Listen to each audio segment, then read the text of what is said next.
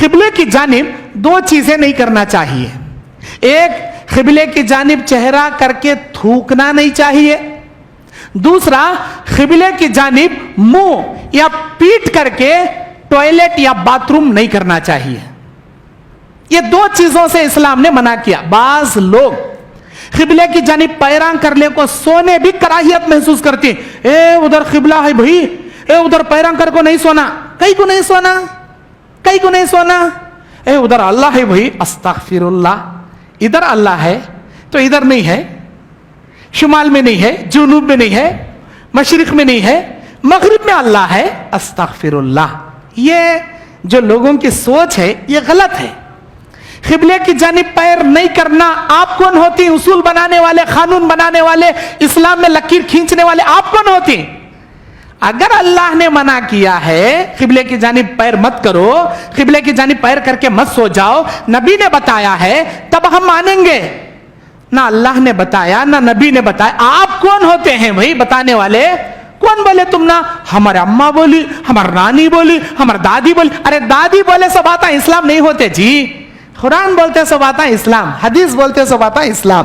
تو قبلے کی جانب دو چیزیں نہیں کرنا, ٹوائلٹ باتھ روم نہیں کرنا. اب آپ سوال کریں گے مولانا جنگل میں چلے گئے, ہمیں جیسا نماز پڑھنے کے واسطے ہم نا قبلے کا ڈائریکشن معلوم نہیں ہو رہا, ویسا باتھ روم کو بیٹھنے کے واسطے بھی قبلے کا ڈائریکشن معلوم نہیں ہو رہا. ہمیں معلوم نہیں سر کا قبلے کی جانب پیٹ کر کو یا منہ کر کو ٹوائلٹ بیٹھے یا باتھ روم کو بیٹھے تو اللہ معاف کرتا, اللہ معاف کرتا. اگر معلوم نہیں ہے آپ نے قبلے کی جانب رخ کر لیا, اللہ معاف کرتا. معلوم ہونے کے بعد نہیں بیٹھنا, معلوم ہونے کے بعد نہیں بیٹھنا. تھوکنا گئی کو نہیں, اسلام میں منع ہے. اللہ کے نبی نے سختی سے منع کیا, قبلے کی جانب رخ کر کے نہیں تھوکنا.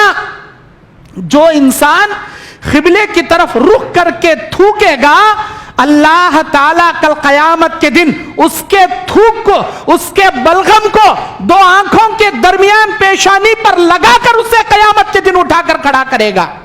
میں کہا تھا نا آپ کو, قیامت کے دن اللہ کے عرش کے بائیں جانب چند گنہگار رہیں گے. وہ ایک حالت میں نہیں رہیں گے, ایک ایک آدمی کی ایک ایک حالت رہے گی. اس میں یہ لوگ بھی رہیں گے جو قبلے کی طرف منہ کر کے تھوکنے والے رہیں گے. اللہ تعالیٰ دو آنکھوں کے بیچ میں بلغم لگا کر ان کو اٹھائے گا, ان کا تھوک یہاں لگا کر اٹھائے گا. بڑی سختی سے منع کیا اسلام نے, قبلے کی جانب نہیں تھوکنا. نماز کی حالت میں بھی آپ کو تھوک آ گیا, آپ کو کھانسی آ گئی, آپ کو ٹھسکا آ گیا, منہ میں تھوک آ گیا, تو اسلام میں کیا حکم ہے؟ تمہارے پیر کے پیچھے نیچے تھوکنا, اپنے پیر سے دال کو لگڑ ڈالنا.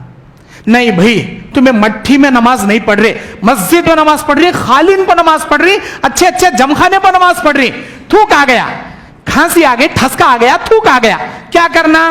نبی نے کہا تمہارے جھبے کے کونے میں تمہارے خمیس پر پیچھے سے تھوک لو, اسے مل لو, یا تمہارے پاس رومال ہے, دستی ہے, وہ دستی میں تھوک لو, اسے رکھ لو, لیکن قبلے کی جانب منہ کر کے نہیں تھوکنا.